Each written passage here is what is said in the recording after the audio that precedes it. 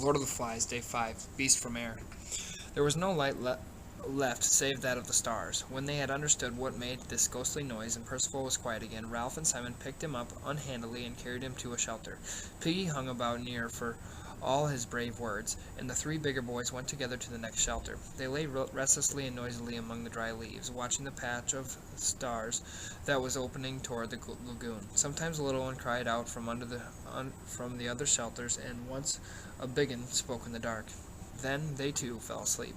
A sliver of moon rose over the horizon, hardly large enough to make a path of light, even when it sat right down on the water. But there were other lights in the sky that moved fast, winked, or went out, though not even a faint popping came down from the battle fought at 10 miles' height. But a sign came down from the world of grown-ups, though at the time there was no child awake to read it. There was a sudden bright explosion and corkscrew trail across the sky, then darkness again, and stars. There was a speck above the island, a figure dropping swiftly beneath a parachute, a figure that hung with dangling limbs.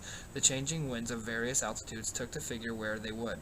Then, 3 miles up, the wind steadied and bore it in a descending curve round the sky and swept it in a great slant across the reef and the lagoon toward the mountain. The figure fell and crumpled among the blue flowers of the mountainside, but now there was a gentle breeze at this height too, and the parachute flopped and banged and pulled. So the figure, with feet that dragged behind it, slid up the mountain. Yard by yard, puff by puff, the breeze hauled the figure through the blue flowers, over the boulders and red stones, till it lay huddled among the shattered rocks of the mountaintop. Here the breeze was fitful and allowed strings of the parachute to tangle and festoon, and the figure sat, its helmeted head between its knees. So as the stars moved across the sky, the figure sat on the mountaintop and bowed and sank and bowed again. In the darkness of early morning there were noises by a rock a little way down the side of the mountain. 2 boys rolled out a pile of brushwood and dead leaves, 2 dim shadows talking sleepily to each other. They were the twins, on duty at the fire. In theory, one should have been asleep and one on watch, but they could never manage to do things sensibly if that meant acting independently, and since staying awake all night was impossible, they had both gone to sleep. Now they approached the darker smudge that had been the signal fire, yawning and rubbing their eyes, treading with practiced feet. When they reached it, they stopped yawning, and one ran quickly back for brushwood and leaves. The other knelt down. "I believe it's out." He fiddled with the sticks that were pushed into his hands. "No." He lay down and put his lips close to the smudge and blew softly. His face appeared, lit readily. He stopped blowing for a moment. "Sam, give us tinderwood." Eric bent down and blew softly again till the patch was bright. Sam poked a piece of tinderwood into the hot spot, then a branch. The glow increased, and the branch took fire. Sam piled on more branches. "Don't burn the lot," said Eric. "You're putting on too much. Let's warm up. We'll only have to fetch more wood. I'm cold. So am I. Besides, it's dark." "All right, then." Eric squatted back and watched Sam make up the fire. He built a little tent of dead wood, and the fire was safely alight. That was near. He'd have been waxy, huh? For a few moments the twins watched the fire in silence. Then Eric sniggered. "Wasn't he waxy? About the fire and the pig. Lucky he went for Jack instead of us. Huh? Remember old Waxy at school? Boy, you're driving me slowly insane." The twins shared their identical laughter, then remembered the darkness and other things and glanced around uneasily. The flames busy about the tent drew their eyes back again. Eric watched the scurrying woodlice that were so frantically unable to avoid the flames and thought of the first fire, just down there, on the steeper side of the mountain, where now was complete darkness. He did not like to remember it and looked away at the mountaintop. Warmth radiated now and beat pleasantly on them. Sam amused himself by fitting branches into the fire as closely as possible. Eric spread out his hands, searching for the distance at which the heat was just bearable. Idly looking beyond the fire, he resettled the scattered rocks from their flat shadows into daylight contours. Just there was the big rock, and the 3 stones there, that split rock, and there beyond was a gap. Just there. "Sam." "Huh?" "Nothing." The flames were mastering the branches. The bark was curling and falling away, the wood exploding. The tent fell inwards and flung a wide circle of light over the mountaintop. "Sam." "Huh?" "Sam, Sam." Sam looked at Eric irritably. The intensity of Eric's gaze made the direction in which he looked terrible, for Sam had his back to it. He scrambled round the fire, squatted by Eric, and looked to see. They became motionless, gripped in each other's arms, 4 unwinking eyes aimed and 2 mouths open. Far beneath them the trees of the forest sighed, then roared. The hair on their foreheads fluttered, and flames blew out sideways from the fire. 15 yards away from them came the plopping noise of fabric blown open. Neither of the boys screamed, but the grip of their arms tightened and their mouths grew peaked. For perhaps 10 seconds they crouched like that, while the flailing fire sent smoke smoke and sparks and waves of inconstant light over the top of the mountain. Then, as though they had but one terrified mind between them, they scrambled away over the rocks and fled. Ralph was dreaming. He had fallen asleep after what seemed hours of tossing and turning noisily among the dry leaves. Even the sounds of nightmare from the other shelters no longer reached him, for he was back to where he came from, feeding the ponies with sugar over the garden wall. Then someone was shaking his arm, telling him that it was time for tea. "Ralph, wake up!" The leaves were roaring like the sea. "Ralph, wake up! What's the matter? We saw the beast! Plane! Who are you? The twins? We saw the beast!" "Quiet, Piggy."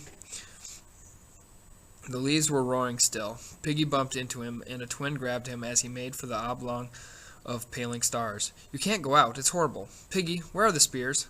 I can hear the—" "Quiet then. Lie still."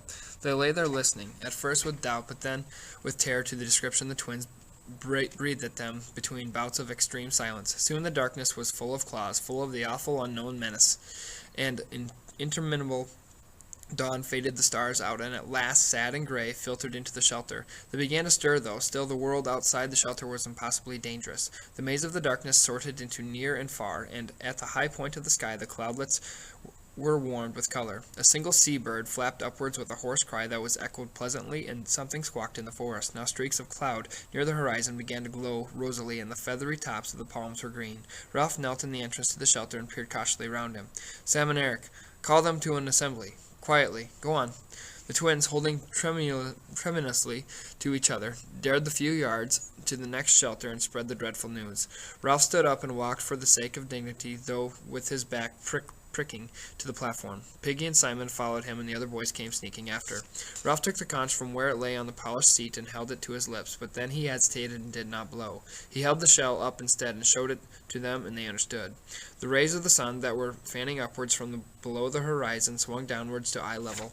Ralph looked for a moment at the glowing slice of gold that lit them from the right hand and seemed to make speech possible. The circle of boys before him bristled with hunting spears. He handed the conch to Eric, the nearest of the twins. "We've seen the beast with our own eyes.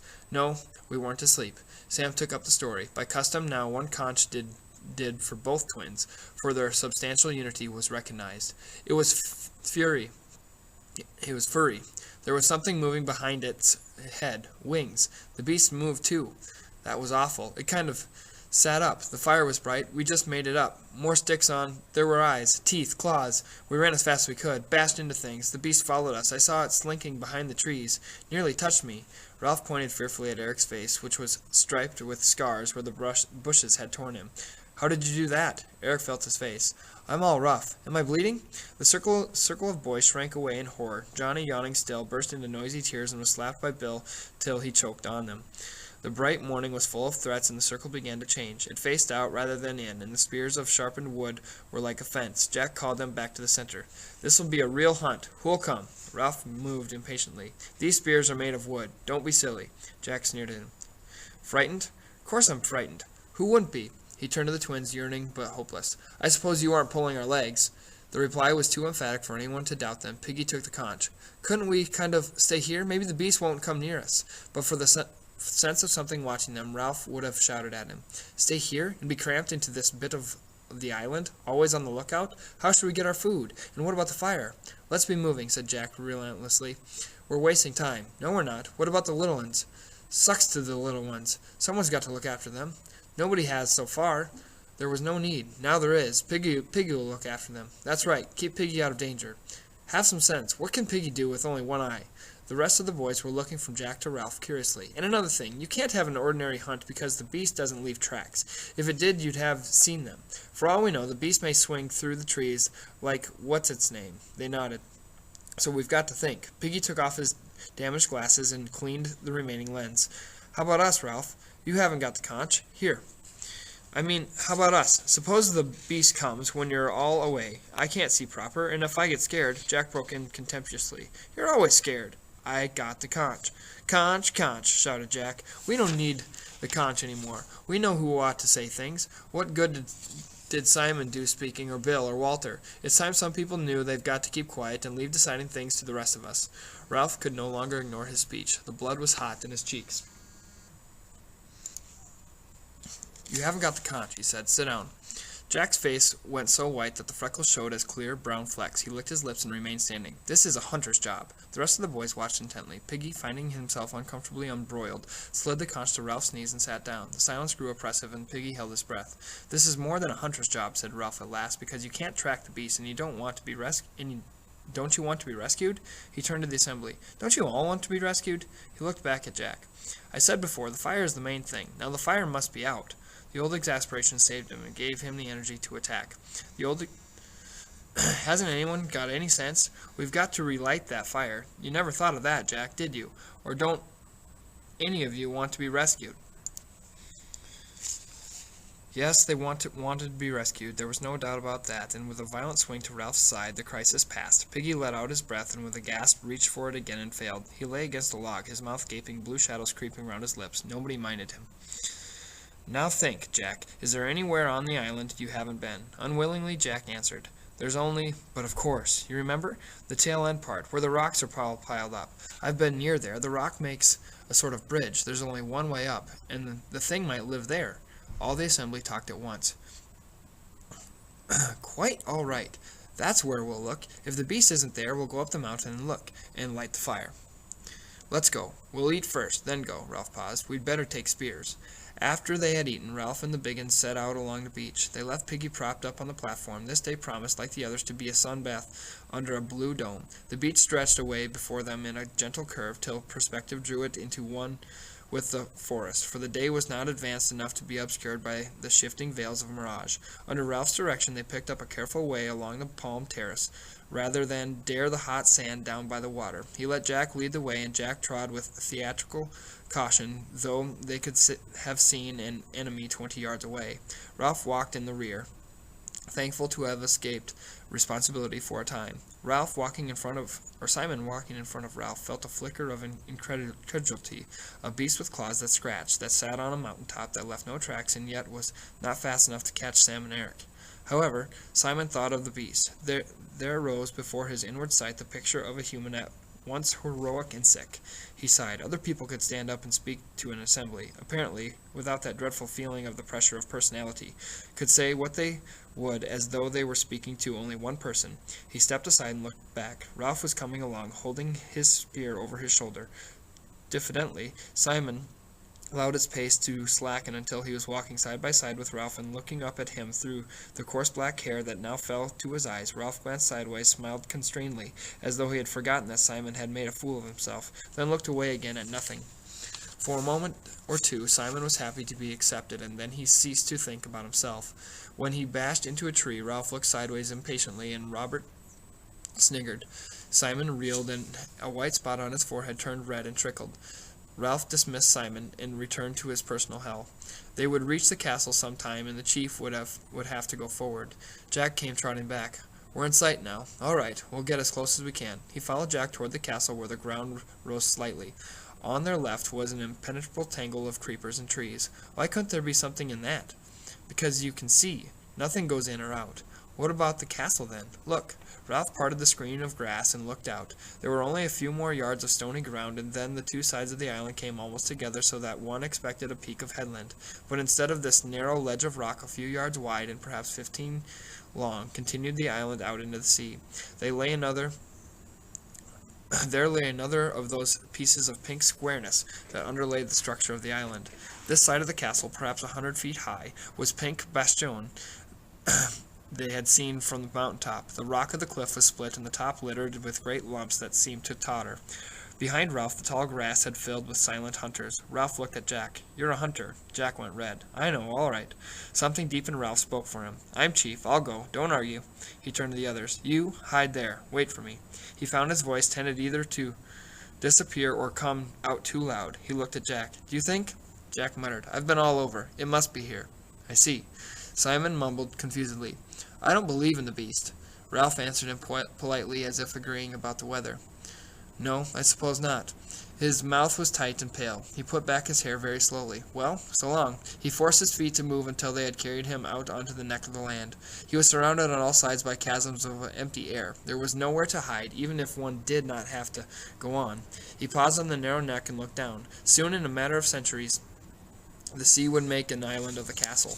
On the right hand was the lagoon, troubled by the open sea, and on the left, Ralph shuddered. The lagoon had protected them from the Pacific, and for some reason only Jack had gone right down to the water on the other side.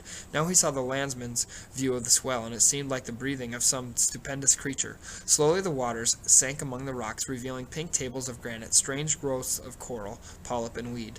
Down, down the waters went, whispering like the wind among the heads of the forest. There was one flat rock there, spread like a table, and the waters sucking down on all four weedy sides made them seem like cliffs. Then the sleeping Leviathan breathed out, and the waters rose. The weed streamed, and the water boiled over the table rock with a roar. There was no sense of the passage of waves, only this minute-long fall and rise and fall. Ralph turned away to the red cliff.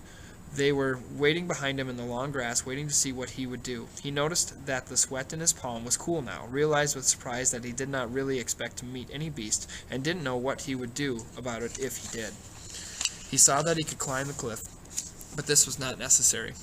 The squareness of the rock allowed a sort of plinth round it, so that to the right, over the lagoon, one could inch along a ledge and turn the corner out of sight. It was easy going, and soon he was peering round the rock. Nothing but what you might expect: pink, tumbled boulders with guano layered on them like icing, and a steep slope up to the shattered rocks that crowned the bastion. A sound behind him made him turn. Jack was edging along the ledge.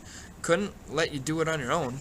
Ralph said nothing. He led the way over the rocks, inspected a sort of half-cave that held nothing more terrible than a clutch of rotten eggs, and at last sat down, looking around him and tapping the rock with the butt of his spear. Jack was excited. "What a place for a fort!" A column of spray wetted them. "No fresh water." "What's that, then?" There was indeed a long green smudge halfway up the rock. They climbed up and tasted the trickle of water. "You could keep a coconut shell there, filling all the time." "Not me. This is a rotten place." Side by side, they scaled the last height to where the diminishing pile was crowned by the last broken rock. Jack struck the near one with his fist, and it grated slightly.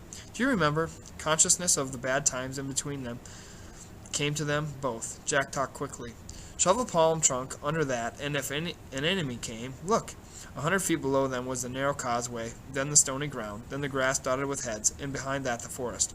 "One heave," cried Jack, consulting, and whee! He made a sweeping movement with his hand. Ralph looked toward the mountain. "What's the matter?" Ralph turned. "Why? You were looking. I don't know. Why? There's no signal now, nothing to show." "You're nuts on the signal." The taut blue horizon encircled them, broken only by the mountain top. "That's all we've got." He leaned his spear against the rocking stone and pushed back 2 handfuls of hair. "We'll have to go back and climb the mountain. That's where they saw the beast. The beast won't be there. What else can we do?" The others, waiting in the grass, saw Jack and Ralph unharmed and broke cover into the sunlight. They forgot the beast in the excitement of exploration. They swarmed across the bridge and soon were climbing and shouting. Ralph stood now, one hand against an enormous red block, a block large as a mill wheel that had been split off and hung tottering. Somberly, he watched the mountain. He clenched his fist and beat hammer-wise on the red wall at his right. His lips were tightly compressed, and his eyes yearned beneath the fringe of hair. Smoke. He sucked his bruised fist. "Jack, come on." But Jack was not there. A knot of boys, making a great noise that he had not noticed, were heaving and pushing at a rock. As he turned, the base cracked, and the whole mass toppled into the sea, so that a thunderous plume of spray leapt halfway up the cliff. "Stop it! Stop it!" His voice struck silence among them. "Smoke!" A strange thing happened in his head. Something flittered there in front of his mind like a bat's wing, obscuring his ideas. Smoke! At once the ideas were back, and the anger. "We want smoke, and you go wasting your time. You roll rocks." Roger shouted. "We've got plenty of time." Ralph shook his head. "We'll go to the mountain." The clamor broke out. Some of the boys wanted to go back to the beach. Some wanted to roll more rocks. The sun was bright, and danger had faded with the darkness. "Jack, the beast might be on the other side. You can lead again. You've been. We could go by the shore. There's fruit." Bill came up to Ralph. "Why can't we stay here for a bit?" "That's right. Let's have a fort." "There's no food here," said Ralph, "and no shelter. Not much fresh water. This would make a wizard fort. We can roll rocks right onto the bridge." "I say we'll go on," shouted Ralph furiously. "We've got to make certain. We'll go now. Let's stay here. Back to the shelter." "I'm tired." "No." Ralph struck the skin off his knuckles. They did not seem hurt. "I'm chief. We've got to make certain. Can't you see the mountain? There's no signal showing. There may be a ship out there. Are you all off your rockers?" Mutinously, the boys fell silent or muttering. Jack led the way down the rock and across the bridge. Shadows and tall trees. The pig run kept close to the jungle of rocks that lay down by the water on the other side, and Ralph was content to follow Jack along it. If you could shut your ears to the slow suck down of the sea and boil of the return, if you could forget how dun and unvisited were the ferny coverts on either side, then there was a chance that you might put the beast out of mind and dream for a while. The sun had swung over the vertical, and the afternoon heat was closing in on the island. Ralph passed a message forward to Jack, and when they next came to fruit, the whole party stopped and ate. Sitting, Ralph was aware of the heat for the first time that day. He pulled distastefully at his gray shirt and wondered whether he might undertake the adventure of washing it. Sitting under what seemed an unusual heat, even for this island, Ralph planned his toilet. He would like to have a pair of scissors and cut his hair. He flung the mask back, cut this filthy hair right back to half an inch. He would like to have a bath, a proper wallow with soap. He passed his tongue experimentally over his teeth, and decided that a toothbrush would come in handy too. Then there were his nails. Ralph turned his hand over and examined them. They were bitten down to the quick, though. He could not remember when he had restarted this habit, nor any time when he had indulged it. Be sucking my thumb next. He looked round furtively. Apparently no one had heard. The hunters sat stuffing themselves with this easy meal, trying to convince themselves that they got sufficient kick out of bananas and that other olive-gray, jelly-like fruit. With a memory of his sometime clean self as a standard, Ralph looked them over. They were dirty, not with the spectacular dirt of boys who have fallen into mud or been brought down hard on a rainy day. Not one of them was an obvious subject for a shower, and yet hair, much too long, tangled here and there, knotted round a dead leaf or a twig, faces cleaned fairly well by the process of eating and sweating, but marked in the less accessible angles with a kind of shadow, clothes, worn away, stiff like his own with sweat, put on, not for decorum or comfort, but out of custom. The skin of the body, scurfy with brine. He discovered with a little fall of the heart that these were the conditions he took as normal now, and that he did not mind. He sighed and pushed away the stalk from which he had stripped the fruit. Already the hunters were stealing away to do their business in the woods or down by the rocks. He turned and looked out to sea. Here on the other side of the island, the view was utterly different. The filmy enchantments of mirage could not endure the cold ocean water, and the horizon was hard, clipped blue. Ralph wandered down to the rocks. Down here, almost on a level with the sea, you could follow with your eye the ceaseless, bulging passage of the deep blue waves. They were miles wide, apparently not breakers or the banked ridges of shallow water. They traveled the length of the island with an air of disregarding it and being set on other business. They were less a progress than a momentous rise and fall of the whole ocean. Now the sea would suck down, making cascades and waterfalls of retreating water, would sink past the rocks and plaster down the seaweed like shining hair, then, pausing, gather and rise with a roar, irresistibly swelling over point and outcrop, climbing the little cliff, sending at last an arm of surf up a gully to end a yard or so from him in fingers of spray. Wave after wave, Ralph followed the rise and fall until something of the remoteness of the sea numbed his brain. Then gradually the almost infinite size of this water forced itself on his attention. This was the divider, the barrier. On the other side of the island, swathed at midday with mirage, defended by the shield of the quiet lagoon, one might dream of rescue. But here, faced by the brute obtuseness of the ocean, the miles of division, one was clamped down, one was helpless, one was condemned, one was... Simon was speaking almost in his ear. Ralph found that he had rock painfully gripped in both hands, found his body arched, the muscles of his neck stiff, his mouth strained open. "You'll get back to where you came from." Simon nodded as he spoke. He was kneeling on one knee, looking down from a higher rock which he held with both hands, his other leg stretched out to Ralph's level. Ralph was puzzled and searched Simon's face for a clue. "It's so big, I mean." Simon nodded. "All the same, you'll get back all right. I think so, anyway." Some of the strain had gone from Ralph's body. He glanced at the sea and then smiled bitterly at Simon. "Got a ship in your pocket?" Simon grinned and shook his head. "How do you know, then?" When Simon was still silent, Ralph said curtly, "You're batty." Simon shook his head violently till the coarse black hair flew backwards and forwards across his face. "No, I'm not. I just think you'll get back all right." For a moment nothing more was said. And then, suddenly, they smiled at each other. Roger called from the coverts, "Come and see!" The ground was turned over near the pig run, and there were droppings that steamed. Jack bent down to them as though he loved them. "Ralph, we need meat even if we are hunting the other thing. If you mean going the right way, we'll hunt." They set off again. The hunters bunched a little by fear as the mentioned beast as fear of the mentioned beast, while Jack quested ahead. They went more slowly than Ralph had bargained for, yet in a way he was glad to loiter, cradling his spear. Jack came up against some emergency of his craft, and soon the procession stopped. Ralph leaned against a tree, and at once the daydreams came swarming back. Jack was in charge of the hunt, and there would be time to get to the mountain. Once, following his father from Chatham to Devonport, they had lived in a cottage on the edge of the moors. In the succession of houses that Ralph had known, this one stood out with particular clarity because after that house he had been sent away to school. Mummy had still been with them, and Daddy had come home every day. Wild ponies came to the stone wall at the bottom of the garden, and it had snowed. Just behind the cottage there was a sort of shed, and you could lie up there watching the flakes swirl past. You could see the damp spot where each flake died, then you could mark the first flake that lay down without melting, and watch the whole ground turn white. You could go indoors when you were cold and look out the window, past the bright copper kettle and the plate with the little blue men. When you went to bed, there was a bowl of cornflakes with sugar and cream, and the books. They stood on the shelf by the bed, leaning together with always 2 or 3 laid flat on top because he had not bothered to put them back properly. They were dog-eared and scratched. There was the bright shining one about Topsy and Mopsy that he never read because it was about 2 girls. There was the one about the magician which he read with a kind of tied-down terror, skipping page 27 with the awful picture of the spider. There was a book about people who had dug things up, Egyptian things. There was the boy's book of trains, the boy's book of ships. Vividly they came before him.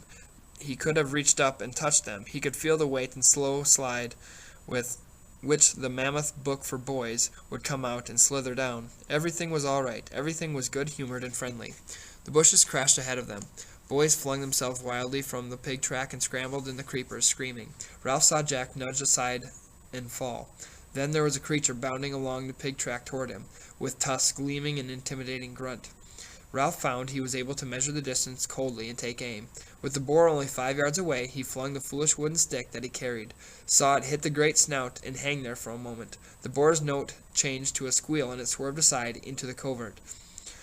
The pig run filled with shouting boys again. Jack came running back and poked about in the undergrowth. "Through here." "But he'd do us." "Through here," I said. The boar was floundering away from them. They found another pig run parallel to the first, and Jack raced away. Ralph was full of fright and apprehension and pride. "I hit him. The spear stuck in." Now they came, unexpectedly, to an open space by the sea. Jack cast about on the bare rock and looked anxious. "He's gone." "I hit him," said Ralph again, "and the spear stuck in a bit." He felt the need of witnesses. "Didn't you see me?" Maurice nodded. "I saw you. Right bang on his snout. Whee!" Ralph talked on, excitedly. "I hit him all right. The spear stuck in. I wounded him." He sunned himself in their new respect and felt that hunting was good after all. "I walloped him properly. That was the beast, I think." Jack came back. "That wasn't the beast. That was a boar. I hit him." "Why didn't you grab him?" "I tried." Ralph's voice ran up. "But a boar." Jack flushed suddenly. "You said he'd do us. What did you want to throw for? Why didn't you wait?" He held out his arm. "Look." He turned his left forearm for them all to see. On the outside was a rip, not much, but bloody. "He did that with his tusks. I couldn't get my spear down in time." Attention focused on Jack. "That's a wound," said Simon, "and you ought to suck it, like Berengara." Jack sucked. "I hit him," said Ralph indignantly. "I hit him with my spear. I wounded him." He tried for their attention. He was coming along the path. "I threw, like this." Robert snarled at him. Ralph entered into the play, and everybody laughed. Presently they were all jabbing at Robert, who made mock rushes. Jack shouted, "Make a ring." The circle moved in and round. Robert squealed in mock terror, then in real pain. "Ow, stop it, you're hurting." The butt end of the spear fell on his back, and he blundered among them. "Hold him." They got his arms and legs. Ralph, carried away by a sudden, thick excitement, grabbed Eric's spear and jabbed at Robert with it. "Kill him! Kill him!" All at once, Robert was screaming and struggling with the strength of frenzy. Jack had him by the hair and was brandishing his knife. Behind him was Roger, fighting to get close. The chant rose ritually as at the last moment of a dance or a hunt. "Kill the pig! Cut his throat! Kill the pig! Bash him in!" Ralph, too, was fighting to get near, to get a handful of that brown, vulnerable flesh. The desire to squeeze and hurt was overmastering. Jack's arm came down. The heavy, heaving circle cheered and made pig-dying noises. Then they lay quiet, panting, listening to Robert's frightened snivels. He wiped his face with a dirty arm and made an effort to retrieve his status. "Oh, my bum!" He rubbed his rump ruefully. Jack rolled over. That was a good game. Just a game, said Ralph uneasily. I got jolly badly hurt at rugger once. We ought to have a drum, said Maurice. Then we could do it properly. Ralph looked at him. How properly? I don't know. You want a fire, I think, and a drum, and you keep time to the drum. You want a pig, said Roger, like a real hunt, or someone to pretend, said Jack. You could get someone to dress up as a pig, and then he could act. You know, pretend to knock me over and all that. You want a real pig, said Robert, still caressing his rump, because you've got to kill him. Use a little one, said Jack, and everybody laughed.